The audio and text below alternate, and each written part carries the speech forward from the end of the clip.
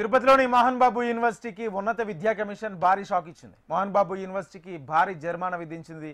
దీంతో పాటు వర్సిటీ గుర్తింపు రద్దు చేయాలని ప్రభుత్వానికి ఉన్నత విద్యా కమిషన్ సిఫార్సు చేసింది. 3 ఏళ్లుగా ఫీజుల రూపంలో విద్యార్థుల నుంచి 26 కోట్లు అదనంగా వసూలు చేశారని ఆరోపణల నేపథ్యంలో ఉన్నత విద్యా కమిషన్ విచారణ చేపట్టింది. విచారణ అనంతరం విద్యార్థుల నుంచి నిర్దేశిత ఫీజుల కంటే అధికంగా వసూలు చేసినందుకు గాను 15 లక్షల జరిమానా విధించింది. విద్యార్థుల నుంచి అదనంగా వసూలు చేసిన 26 కోట్ల రూపాయలను 15 రోజుల్లో తిరిగి చెల్లించాలని ఆదేశాలు జారీ చేసింది. ఇదే అంశానికి సంబంధించి పూర్తి సమాచారం మా ప్రతినిధి చరణ్ లైవ్ ద్వారా అందిస్తారు. చరణ్.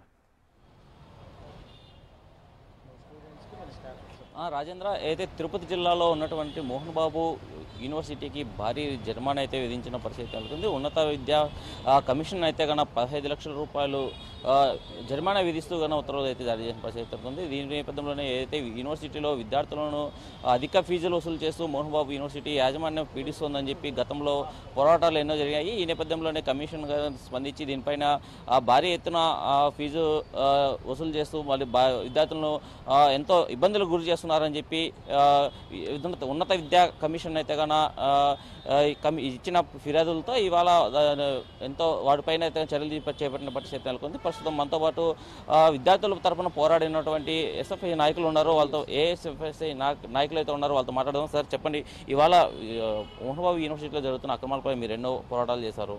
ఇవాళ వచ్చిన దీనిపైన ఏమంటారు? ఈరోజు Andhra Pradesh fees regulation monitory committee తీసుకున్న నిర్ణయాన్ని స్వాగతిస్తూ ఉన్నాం.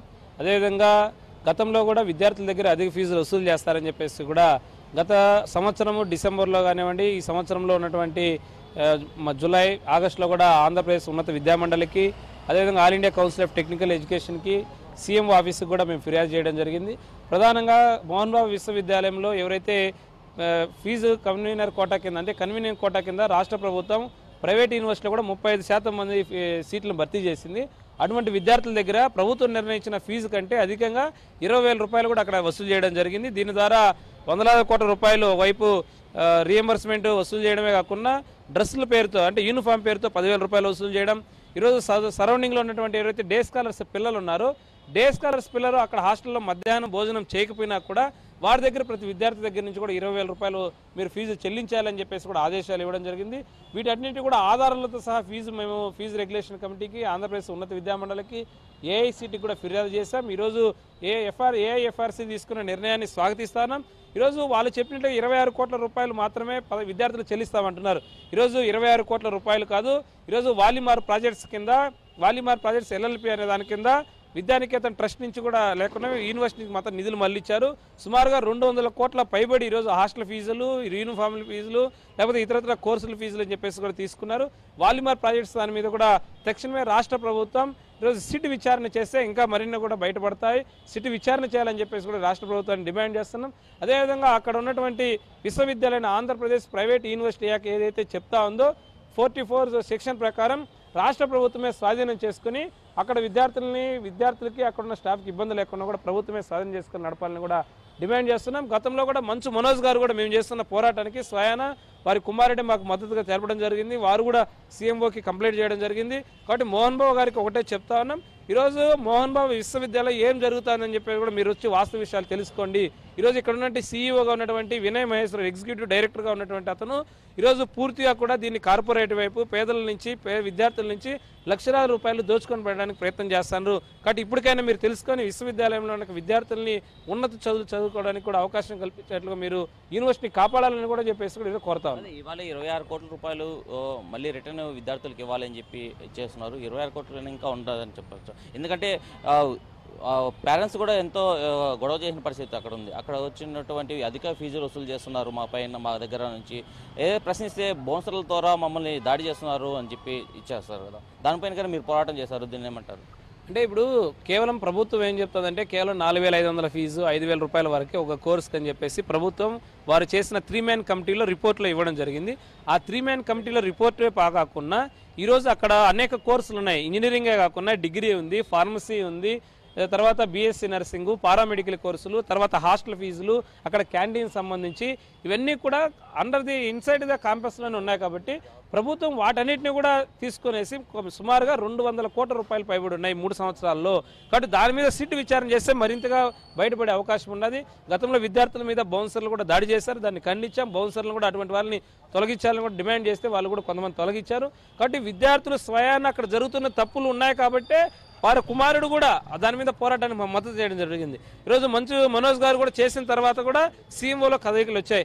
దీనికి నారా లోకేష్ గారు కూడా మేము థ్యాంక్స్ చెప్తున్నాం. మరింతగా దీన్ని విచారణ చేసి విద్యార్థులకి భవిష్యత్తును దృష్టిలో పెట్టుకుని ప్రభుత్వమే దాన్ని అకాడమిక్గా అడ్మినిస్ట్రేషన్గా నడపాలని చెప్పేసి డిమాండ్ చేస్తాం. సార్ మీరు చెప్పండి, ఇవాళ ఉన్నత విద్యా మండలి తీసుకున్నటువంటి నిర్ణయాన్ని మీరు ఎలా చూస్తారు?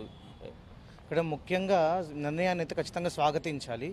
మనము చూసుకున్నట్లయితే వీళ్ళు హాస్టల్ ఫీజు 85,000 రూపాయలు ఒక్కొక్క విద్యార్థి దగ్గర నుంచి వసూలు చేస్తున్నారు. ఈ 85,000 రూపాయలు కూడా శ్రీ విద్యానికేతన్ ట్రస్ట్కి కానీ మోహన్ బాబు యూనివర్సిటీ అకౌంట్కి కానీ రావాలి. కానీ వీళ్ళు వాలిమర్ ప్రాజెక్ట్స్ LLP అనే ప్రైవేట్ కంపెనీని పెట్టుకొని అందులో స్వయాన మంచు విష్ణు డైరెక్టర్గా ఉన్నాడు. ఈ మంచు విష్ణు గారికి వ్యక్తిగతంగా ఈ డబ్బులన్నీ దారి మళ్లించుకొని దాని నుంచి రుణాలు పొంది వాళ్ళు సినిమాలపైన ఖర్చు పెడుతున్నారు అనేది మనకు ప్రజలందరూ కూడా ఆరోపిస్తున్నారు. ఇవాళ అసలు 85,000 రూపాయలు లెక్క వేసుకుంటే 7,000 మంది విద్యార్థులు ఉన్నారు. మొత్తం పైన ఇప్పటి వరకు 4 సంవత్సరాల్లో 230 కోట్లకు పైగా దారి మళ్లించేసి యూనివర్సిటీకి చెందిన డబ్బుల్ని దారి మళ్లించేయడం మనం చూసాం. ఇది ఎంతగానో తప్పనేది మేము చెప్తున్నాం. మోహన్ బాబు గారికి వాళ్ళు చేసిన విజ్ఞప్తి ఒకరే, మీరు ఎంతోమంది ఉపాధి కల్పిస్తున్నారు. దాదాపుగా 7,000 నుంచి 8,000 మంది మీ సంస్థలో పనిచేస్తున్నారు.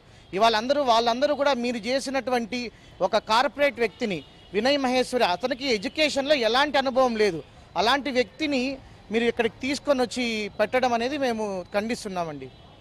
ఇవాళ చెప్పండి, ఏంటంటే విద్యార్థులు కూడా అధిక ఫీజు వసూలు చేస్తున్నారని చెప్పి పెద్ద గొడవ చేసిన పరిస్థితి. అప్పుడు కూడా మీరు అక్కడికి వెళ్ళారు, పోరాడారు. పోయిన విద్యార్థులతో పాటు తల్లిదండ్రులను కూడా బౌన్సర్ల ద్వారా బెదిరించిన పరిస్థితులు. దీని నేపథ్యంలో వాళ్ళు ఎంతసేపు రౌడీయిజం, గూండాయిజం చేయాలనే ధోరణి అదేదో సినిమాలో లాగా ఫీల్ అవుతున్నారు. వాస్తవ జీవితాన్ని, భారత రాజ్యాంగం ప్రజలకు కల్పించిన హక్కుల్ని విస్మరిస్తూ మోహన్ బాబు తరపున అడ్మినిస్ట్రేషన్ చేస్తున్న వాళ్ళంతా చట్టానికి అతీతులుగా ఫీల్ అవుతున్నారు. ఇవాళ వాళ్ళకి ఒక చెంపపెట్టుగా ఇది ఉంది. ఎందుకంటే ఇవాళ కమిషన్ చాలా క్లియర్గా పోయింది. వాళ్ళు గౌరవ న్యాయస్థానాన్ని కూడా ఆశ్రయించారు. కానీ అక్కడ స్టే అయితే ప్రస్తుతం విధించింది న్యాయస్థానం. కానీ ఖచ్చితంగా ఈ యూనివర్సిటీ రద్దు అనేది మాత్రం మనకు చాలా ఇబ్బందిగా ఉంటుంది. ముఖ్యంగా ఇతనికి ఇది ఒక చెంపపెట్టి, ఇతను చేసిన దుర్మార్గాలకి, ఆ యూనివర్సిటీలో జరుగుతున్న దుర్మార్గాలకి ఇది ఒక చెంపపెట్టుగా మనం చూడాలి.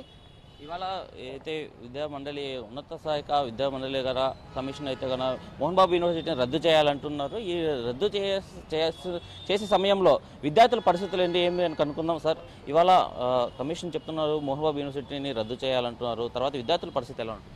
ఈరోజు మోహన్ బాబు గారు అక్షరాలని లక్షల వ్యాపారంగా మార్చుకోవడానికి చూశారు. ఈరోజు ఎంతోమంది విద్యార్థుల జీవితాల్ని గాలి కొదిలేసి కేవలం మోహన్ బాబు యొక్క సౌలభ్యం కోసం, మోహన్ బాబు యొక్క లాభాల కోసమే ఈరోజు ఇంత అన్యాయానికి పాల్పడ్డాడనేసి మేము తెలియజేస్తున్నాం. ఈరోజు ఎంతో మంది విద్యార్థులు అక్కడ చదువుకుంటున్నారు. ఆ విద్యార్థులందరూ కూడా ఈరోజు ఆ యూనివర్సిటీని క్లోజ్ చేసి ఎక్కడ వెళ్ళి చదువుకోవాలనేసి మేము అడుగుతా ఉన్నాం.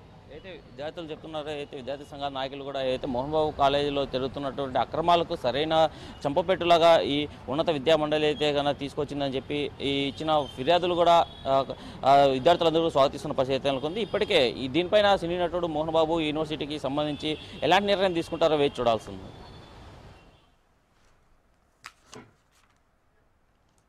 Right, thank you Charan.